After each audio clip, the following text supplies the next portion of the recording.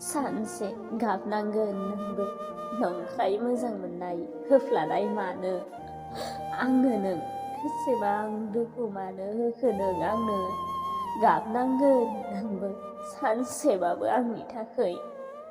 फाग्ला जानांगोन नोंबो आंनि थाखै गान्दु सिख्लाबलायनाय गाबनांगोन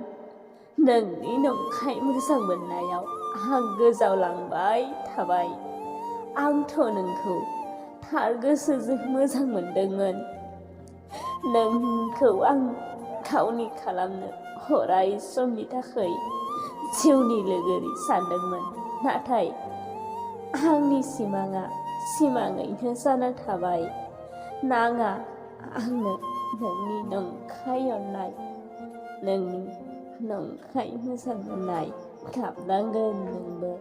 सानसेबाबो आं बायदि